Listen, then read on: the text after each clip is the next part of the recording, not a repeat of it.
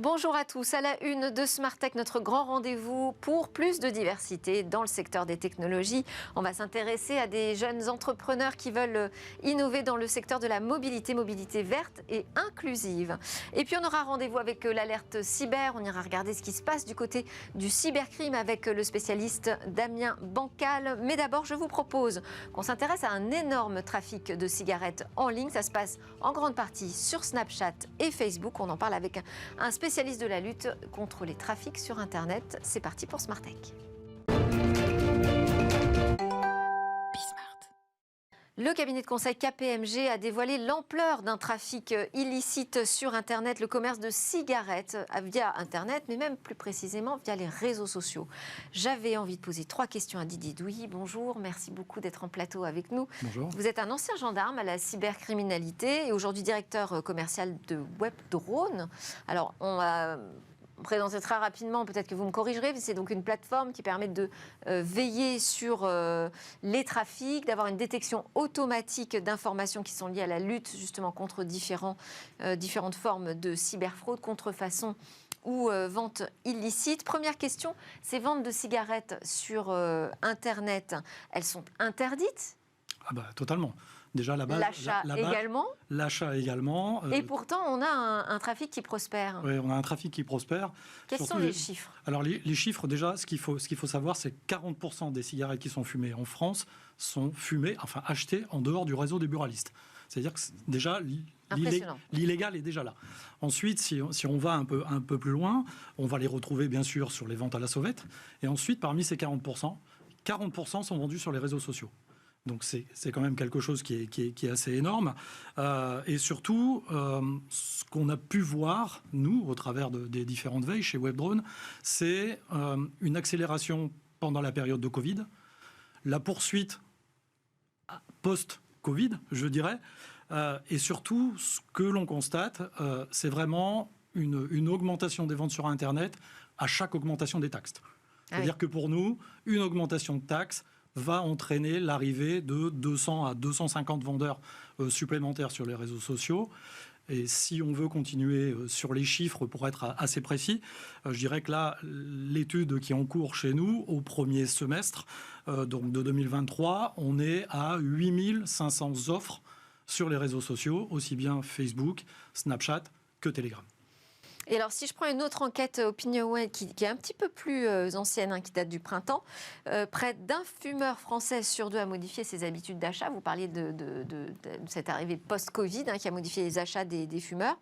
9% des fumeurs déclarent en avoir acheté davantage en ligne. Alors, qu'est-ce qui est, selon vous, justement, nouveau, préoccupant ? Quelle est cette tendance qui vous semble dangereuse ? Alors, ce qui me semble dangereux, en fait, déjà, c'est l'arrivée et la prise de contrôle du crime organisé, parce qu'il ne faut pas se voiler la face, c'est vraiment derrière le crime organisé qui est derrière l'ensemble des trafics. Et le crime organisé a investi les réseaux sociaux parce qu'il a compris que c'était un moyen très très simple de pouvoir vendre des cigarettes et surtout de pouvoir toucher un maximum de personnes. Donc ça, c'est vraiment très très inquiétant. Et en particulier des jeunes sur Snapchat. Alors exactement, voilà. Alors c'est la deuxième inquiétude, c'est que Snapchat s'adresse vraiment à des personnes qui ont moins de 20 ans, je dirais, et sur ces réseaux sociaux, en fait, contrairement à l'idée reçue de dire oui, mais c'est pas grave parce que ce sont des vraies cigarettes qui ont été achetées à l'étranger et qui sont ramenées en France, ça c'est faux. Nous, ce qu'on constate, c'est que 90% de ce qui est proposé sur Internet, c'est de la contrefaçon.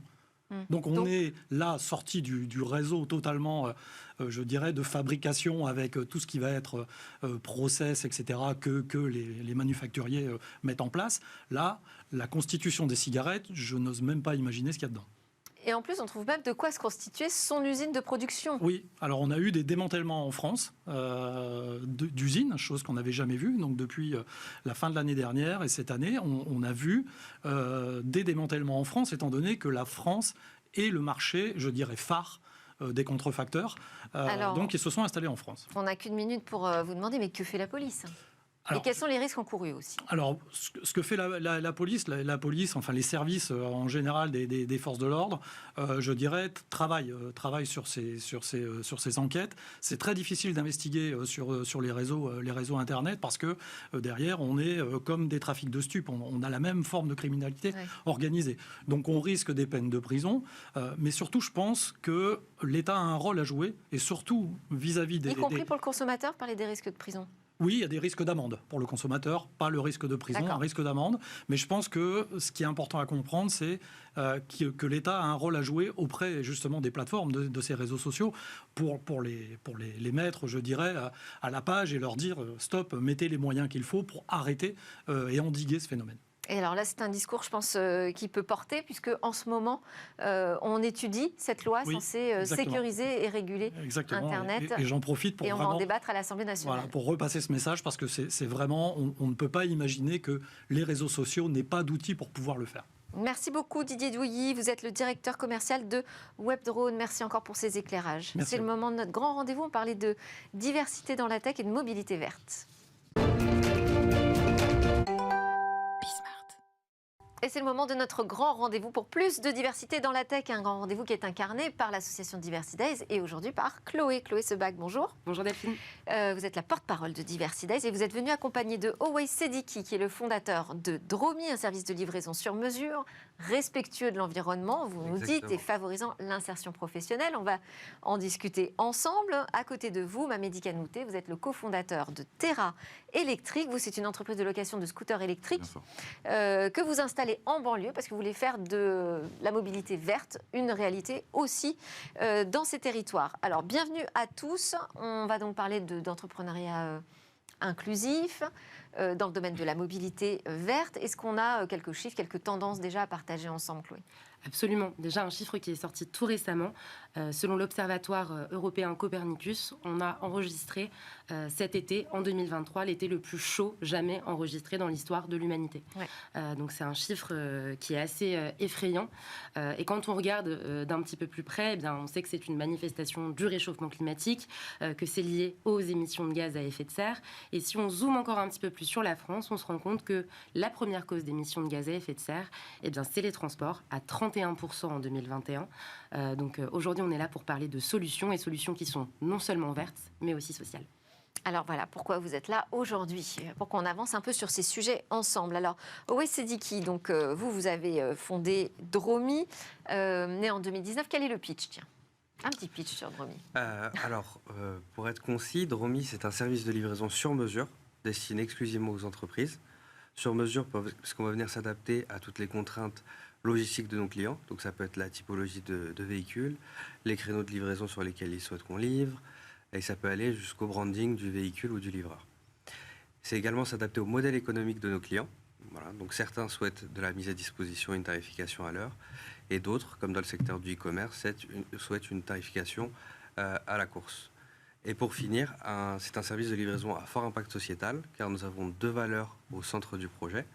La première valeur est l'environnement. On a 100% de notre flotte qui est green, c'est-à-dire des véhicules respectueux de l'environnement, majoritairement électriques, exactement.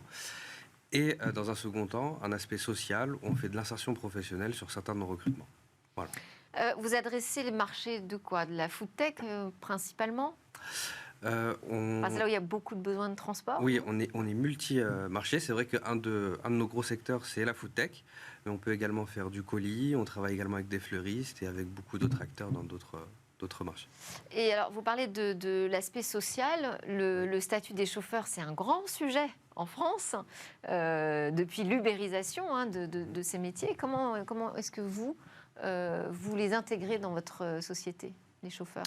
Alors, le modèle social de Dromi, il est simple. Donc nous, on a essayé d'être sur un modèle où on imposait le statut salarié. Ça ne marche pas parce que ça ne convient pas à tout le monde. Donc on a décidé de laisser le choix en fait aux candidats de choisir le statut sur lequel ils veulent travailler, comme par exemple les étudiants qui veulent plus de flexibilité, et voilà, d'autres personnes qui souhaitent plutôt un cadre salarié, temps plein. Donc on laisse le... Donc on peut être salarié, en tout cas. Oui.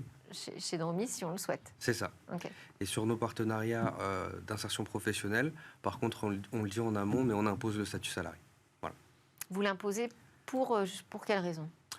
parce que ça fait partie du partenariat qu'on a noué avec les différentes associations, ou des fois avec Pôle emploi, où on nous demande d'imposer le statut salarié, tout simplement. Mais sinon, nous, Dromi, on laisse le choix aux candidats. Alors, le transport, c'est pas une mince affaire, hein, surtout sur le dernier kilomètre. C'est quand même quelque chose de très compliqué. Il faut être rapide, efficace, fiable. Comment on fait tout ça ? Alors déjà, un de nos points, enfin, je dirais qu'on a vraiment 2 points forts, c'est d'avoir mis l'humain au centre. Donc on a vraiment une très bonne relation avec nos livreurs. Ils sont très contents de travailler au sein de l'entreprise, ce qui fait que c'est notre vitrine. Ils ont une très bonne qualité de service et ils se donnent les moyens de bien faire leur métier. Et dans un second temps, c'est Alors c'est votre vitrine, mais c'est aussi la vitrine de vos clients. Bien sûr. Parce que c'est le livreur qu'on voit arriver à notre porte. Hein. Et pour beaucoup d'entreprises, c'est le seul lien physique que nos clients ont avec leurs clients finaux. Donc c'est très important. Très important. Oui. Et dans un second temps, je dirais la tech, parce que c'est ce qui nous permet de créer des offres sur mesure. C'est ce qui nous permet d'avoir un très bon suivi et donc une bonne qualité de service et d'offrir une belle expérience client justement à nos clients et aux clients finaux. Alors avant de parler de la suite, on va passer la parole à Mamedy Kanouté, donc cofondateur de Terra Électrique. Vous, Terra Électrique, qu'est-ce que c'est ? Terra Électrique, c'est une start-up de location de scooters électriques qui a pour objectif le développement de la mobilité électrique en banlieue. Aujourd'hui, comme on le sait tous, quand on est sur Paris, on trouve une multitude... C'est la première entreprise de location de scooters électriques en banlieue. C'est bien ça. Qu'est-ce que ça veut dire, c'est la première ? La première parce qu'il n'y en a pas. Il n'y en a pas d'autres. Il n'y en a pas d'autres. On est les seuls. Voilà. On a pour objectif le développement de la mobilité électrique en banlieue. Comme je vous l'ai dit, quand on est sur Paris, on voit une multitude de services de mobilité. Ouais. Les scooters en libre-service et les trottinettes électriques. Mais le problème, c'est que ces services de mobilité électrique, ils s'arrêtent aux portes de Paris. Donc l'écologie ne s'arrête pas aux portes de Paris. L'écologie, c'est un enjeu universel qui nous concerne tous. Donc avec mon associé Derek Kouassi, on a identifié ce problème et on a décidé de lancer Terra Électrique en proposant la location des scooters électriques. Pour impliquer davantage aussi sur ces sujets environnementaux. C'est bien ça. La périphérie des grandes villes. C'est bien ça. Pas que Paris. Pas que Paris. Pas que Paris. En fait, on agit en banlieue. Partout en banlieue, toutes les banlieues. Et comment vous avez décidé de vous lancer ? Parce que si ce service n'existe pas, c'est qu'il y a certains risques, des coûts importants à prendre en compte. Alors avec quel bagage vous vous êtes lancé en disant « nous, on peut y arriver » ? En fait, c'est juste qu'il n'y a pas eu de... sur ce service-là, en fait, il n'y a pas eu d'entreprises qui sont arrivées pour proposer ces services-là. Donc, du coup, nous, on a sauté sur l'occasion. Surtout que moi, un jour, j'étais sur Paris et que je voulais prendre un scooter en libre-service. Je suis arrivé juste jusqu'à en bas de chez moi, mais j'ai vu que je ne pouvais pas terminer la course. Eh oui. Donc, j'étais obligé de rentrer avec le scooter sur Paris et faire le reste à pied. Et du coup, j'ai décidé avec mon associé, on a décidé de lancer Terra. Pour vraiment... Et comme je disais tout à l'heure, c'est un métier très spécifique, ce que vous faites tous les deux. Bien sûr. Oui, bien sûr. C'est très spécifique, mais la banlieue en a besoin. Donc, vous en donnez les moyens. C'est ça. Et comment ça fonctionne ? Comment est-ce qu'on peut le louer ? On a une plateforme web via laquelle les clients ils réservent leur scooter. Et nos livreurs... une application C'est ça. Sur mon téléphone. C'est une plateforme Internet. Ah, voilà. ok. Et les clients ils réservent leur scooter en indiquant leur date, lieu et lieu de livraison. Et ensuite, un livreur se charge de venir livrer le scooter au domicile du client. Quand la location est terminée, il vient récupérer le scooter au domicile du client. D'accord, donc voilà. Pas de borne, pas de gestion. Pas de gestion, pas de borne, pas d'agence. Recharge. Exactement, c'est ça. Ok. Et vos clients aujourd'hui, alors, ils sont où ? C'est qui ? Quel profil ? Nos clients, on a des particuliers, on a des entreprises, notamment comme Publicis. On les accompagne chaque année. Ah, donc vous passez par le B2B, en fait. Vous allez voir les entreprises pour leur proposer ça pour leurs salariés ? C'est ça, c'est ça. On a aussi des clients aussi particuliers aussi. En direct aussi, particuliers, exactement. Et on travaille aussi avec les associations, comme WeMove, c'est une très grosse association qui met à disposition des solutions de mobilité pour leurs bénéficiaires. Ça peut être un bénéficiaire qui cherche un emploi, mais qui n'a pas les moyens de se déplacer, ou quelqu'un qui n'a pas les moyens financiers de se déplacer. Donc nous, on met à disposition nos scooters pour leurs bénéficiaires. Et il y a votre marque sur les scooters ? C'est ça. Donc on va pouvoir vous repérer dans les rues. Exactement. Alors, question pour tous les deux. Vous en êtes où de votre stade de développement ? Comment est-ce que vous comptez grandir ? Si vous avez des levées de fonds en prévision, en cours peut-être ? Alors, je vais commencer. Ouais. Du coup, Dromi actuellement est présent sur 3 villes, donc Paris, Lyon et Bordeaux. Donc, c'est un développement qu'on a fait en autofinancement, on va dire. Et donc là, justement, pour pouvoir se développer sur tout le national et peut-être après sur d'autres métropoles européennes, on a besoin de lever des fonds. Donc, justement, c'est en cours. Donc là, ça y est, là, Voilà. vous avez enclenché le processus. Exactement. La levée de fonds a commencé hier, en tout cas Ok. le process. Elle n'est pas encore publique, mais elle le sera bientôt sur SoWeFund. D'accord. Voilà. Très bien. Bah, c'est presque public là maintenant, hein, que vous êtes passé. Les gens peuvent déjà me contacter s'il y a des intéressés. Il n'y a pas de problème. Et pour développer quel projet? Donc Alors- la croissance de la société avec des recrutements aussi, j'imagine. C'est ça, pour s'étendre sur le plan national, il va falloir qu'on fasse grandir l'équipe. Donc créer une équipe par ville. La flotte aussi va grandir. Et on aimerait également faire des développements sur nos tech pour pouvoir développer un troisième modèle économique encore. Qui serait? Qui On peut serait en la parler livraison instantanée. Livraison instantanée. Oui. Ok. Bon, vous viendrez nous en reparler. Avec Et pour plaisir. vous? Du coup, nous, on va consolider déjà le partenariat qu'on vient de conclure avec l'association WeMove, qui agit partout sur le territoire. Donc, nous, notre priorité, c'est de vraiment consolider les partenariats et qui nous permettront par la suite de nous développer un peu partout sur le territoire. Oui, c'est comme ça qu'en fait vous allez pouvoir développer votre notoriété Exactement, c'est aussi, ça. hein, sans dépenser trop d'argent C'est ça, dans de la publicité. c'est exactement ça. Très bien. Et donc ce qu'on peut vous souhaiter là pour les mois qui viennent, de nouveaux partenariats, des grands clients. Des grands clients, de la prospérité, comme on dit. Bon, très bien. Alors Mamedy, vous avez participé au leadership programme C'est ça. de Diversity Days. Exactement. On va peut-être rappeler, Chloé, ce que c'est ce programme. Absolument. Le leadership programme de Diversity Days, c'est un programme d'accompagnement des entrepreneurs à impact. En gros, on sélectionne des entrepreneurs qui ont des projets, des solutions, on les accompagne pendant 120 heures sur de la stratégie, sur de la communication, sur du réseau, sur de la visibilité, enfin voilà, sur tous ces aspects. Et puis après, on les présente au grand public et ils intègrent ensuite la communauté Diversity Days. Et on a une toute nouvelle édition qui va arriver là en Ile-de-France. C'est la C'est-à-dire fin de vous l'appel. vous appelez des nouveaux candidats en fait pour Exactement. participer à ce programme. Exactement, là c'est la fin de l'appel à candidature justement en fin de semaine. Donc je lance un appel. Si vous avez un projet à impact, si vous connaissez quelqu'un qui porte un projet à impact, faut se lancer. C'est vraiment un programme 100% gratuit pour se booster, donc faut y aller. Et il y a d'autres initiatives chez Diversity Days. Pas que ce Absolument. programme. Absolument, on a Qu'est-ce une qui va autre se passer, là initiative. On a le Tech Inclusion Day qui Ouais. arrive le 18 septembre, donc dans une petite dizaine de jours. C'est une après-midi dédiée à l'inclusion dans l'écosystème tech. On travaille aussi avec les entreprises Diversity Days. On a cofondé un mouvement qui s'appelle Take Your Place avec la Fondation Mosaïque. Et on essaye d'agir avec une 50aine d'entreprises pour changer la donne et permettre à un maximum de talents de pouvoir d'entrer dans cet écosystème qui est encore un peu verrouillé parfois. Oui. Et donc, pour cette journée, on va parler de handicap, on va parler de santé, on va parler d'inclusion des personnes LGBT, on va parler aussi des discriminations en général avec des experts. C'est l'occasion d'échanger des bonnes pratiques, c'est l'occasion de rencontrer d'autres entreprises, de rencontrer des fonds d'investissement aussi. Donc, il y a une centaine de places et c'est du coup le 18 septembre à la maison, pas à la maison, pardon, chez Raise Lab, parce qu'il y a Raise Lab et Maison Raise Lab, là c'est Raise Lab. Voilà. Ok. Qu'est-ce que vous pouvez nous dire de ce programme? C'est Alors, on peut avoir un témoignage là sur le plateau. moi, c'est un programme qui m'a vraiment beaucoup apporté, Ouais. qui m'a appris à parler de mon projet. Et moi, Donc vous êtes entraîné par exemple à pitcher, à expliquer ce que vous faites. exactement, à pitcher, à prendre confiance en Et soi. ça, on peut pas le faire tout seul devant ses copains ou la famille. On peut le faire tout seul, mais c'est pas comme Diversité. Franchement, c'est un programme qui m'a vraiment apporté vraiment beaucoup de choses. Vraiment, vraiment beaucoup. Je suis arrivé avec rien. Je suis ressorti avec énormément de connaissances. Et franchement, c'est un programme... je conseille à tout le monde toutes les personnes qui peuvent faire le programme, je les invite à le faire. Franchement, ça m'a apporté énormément. Et ça permet d'accélérer sur son projet. Exactement. D'aller Accélérer plus sur vite. son projet, Ouais. aller plus vite et plus loin. Diversity Days, de faire partie de l'association, d'être dans ce mouvement, ça apporte vraiment quelque chose aussi pour un entrepreneur qui se lance sur un secteur aussi spécifique que le vôtre? Alors moi, je suis leurs activités sur les réseaux sociaux, etc. Mais j'ai pas eu la chance de faire partie de cette promo-là.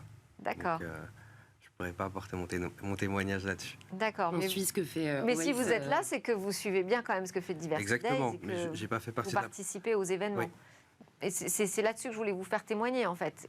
Qu'est-ce que ça peut apporter aujourd'hui? Parce qu'on n'est pas tous obligés de rentrer dans un programme, on ne lance pas tous une start-up là où on n'a pas le temps, mais de suivre une association comme Diversity Days. Ça apporte beaucoup parce que ça nous permet de voir un peu ce qui se passe sur d'autres secteurs ou des fois moi j'ai justement découvert aujourd'hui du coup cet entrepreneur qui est sur le même secteur que moi. Donc ça nous permet voilà, vraiment de voir un peu les différents projets qu'il peut y avoir, de découvrir de nouveaux porteurs de projets, de découvrir de belles actions qui sont faites. Et du coup, moi, je suis très intégré dans le tissu associatif. Donc, je suis Diversiday, c'est d'autres Donc ça permet d'avoir du soutien quand on est entrepreneur au départ. Bien sûr. On a quand même besoin d'être un peu porté, quoi, et de voir que on n'est pas tous avec des problèmes sur les bras et qu'on peut s'en sortir peut-être parfois collectivement. Il y a des échanges qui se font aussi au sein des programmes entre les projets. Alors oui, parce qu'en fait, on essaye de multiplier ça au maximum. On organise quand même pas mal d'événements. Il va y avoir une soirée alumni des différents programmes, parce que là, c'est quand même un appel à projet pour la 11e édition. Donc, il commence à y avoir du monde. Ah, pas mal, ouais. Et du coup, les anciens viennent souvent aux éditions qui sont de régions proches, on va dire, de départements de régions proches. Donc, à chaque fois, oui, c'est l'occasion de parler aussi de ce qui se passe, de son état de développement. Les plus anciens viennent parler aussi aux plus jeunes pousses. Et non, c'est toujours des moments d'échange hyper intéressants. Et au fur et à mesure, je pense que d'ici quelques temps, il y a déjà du mentorat qui se met en place. Il y a déjà des personnes, des promos d'il y a 2 ans qui viennent pour donner des masterclass 2 ans plus tard. Et quand on sort d'un programme comme ça, alors qu'est-ce qu'on fait après? On se retrouve tout seul dans son aventure entrepreneuriale? Non, du tout. Il y a un suivi de Diversiday et qui prennent des nouvelles tout le temps, quotidiennement. Et donc, du coup, nous, on garde la motivation, en fait. On garde la motivation et ça nous aide au quotidien. Très bien. Et je ne vous ai pas demandé où est-ce qu'on peut vous souhaiter à vous pour les mois qui viennent. Il y a la levée de fonds. Et bien sûr, c'est ça, de boucler du coup cette levée de fonds positivement et qu'on réussisse à atteindre nos objectifs, de se développer justement sur toute la France et plus après. Et vous vouliez ajouter quelque chose? Oui, justement, il y a 2 choses qui sont très importantes pour l'entrepreneur. C'est justement le réseau et la mentalité. C'est-à-dire être encouragé, etc., pour poursuivre sa voie. Ouais. Et c'est aussi la valeur ajoutée que peut apporter Diversiday, c'est d'apporter notamment aux entrepreneurs de banlieue qui peuvent aussi manquer de réseau cet apport-là. Voilà. Chloé Sebac, porte-parole de Diversiday, ça doit être agréable d'entendre des retours comme ça. C'est très agréable. Merci beaucoup Chloé, merci à Owais Siddiqui, donc à qui on souhaite le meilleur pour son entreprise Dromi, et Mamedi Kanouté. De même, on vous souhaite le meilleur avec Terra Électrique. C'est maintenant l'heure de notre rendez-vous, l'alerte cyber. Attention, il y a des cybercriminels partout, il faut être prudent.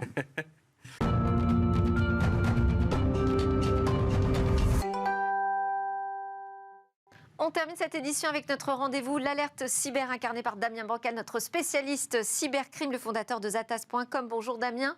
Aujourd'hui, on va scanner 3 actus du cybercrime avec, pour commencer, le jugement d'un pirate qui fait partie des pirates qui étaient les plus recherchés par le FBI.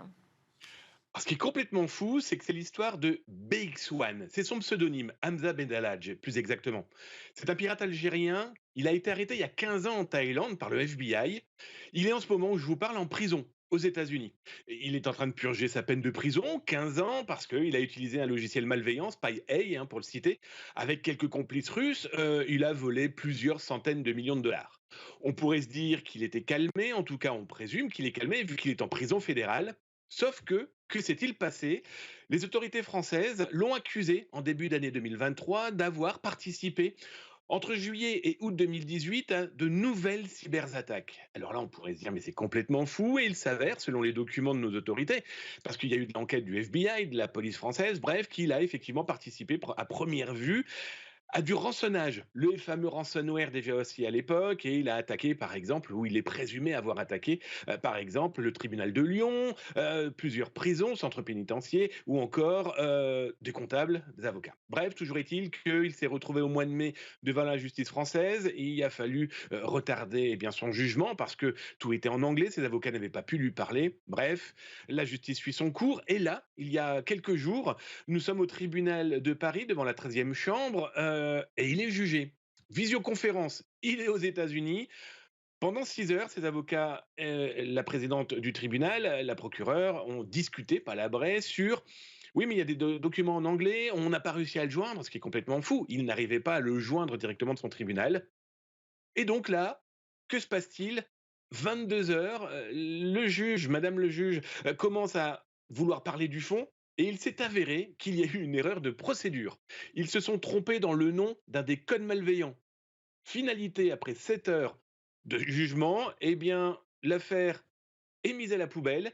Il est libre, en tout cas, de cette affaire en France. Il est encore en prison, il doit être libéré en mai 2024.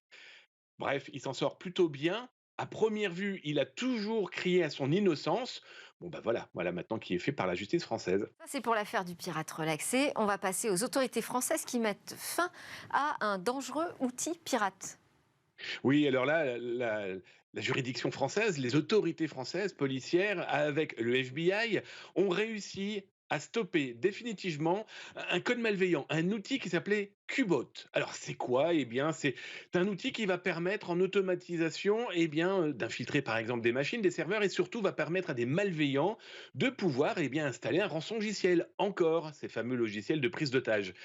Eh bien, là, les autorités avec le FBI ont réussi à bloquer tout, donc il n'y a plus rien qui fonctionne avec ce type d'outil malveillant.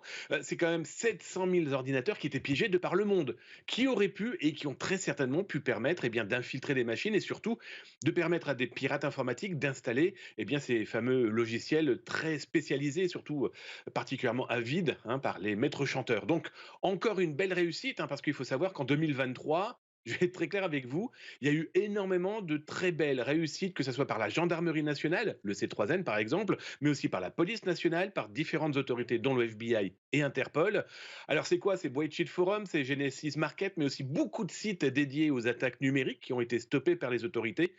Bref, le jeu du chat et de la souris commence à montrer que les autorités gagnent un peu de terrain, sauf que le problème avec les pirates informatiques, c'est qu'ils ont quand même pas mal d'avance. Ouais, mais c'est bien aussi de parler de ces coups de filet. On termine, mais alors très très rapidement, Damien, avec ces 150 000 cartes bancaires françaises que vous avez trouvées dans le dark web. Alors ça va être très rapide, hein. J'ai découvert ça la semaine dernière. Un pirate informatique a mis en ligne 150 000 données cartes bancaires de Français. Bon, bah c'est simple, hein. J'ai très vite vu quelle était la banque, je la citerai pas ici, c'est pas utile. J'ai contacté leur CERT, leur service de sécurité. Ils ont tout pris en main, tout va dans le meilleur des cas.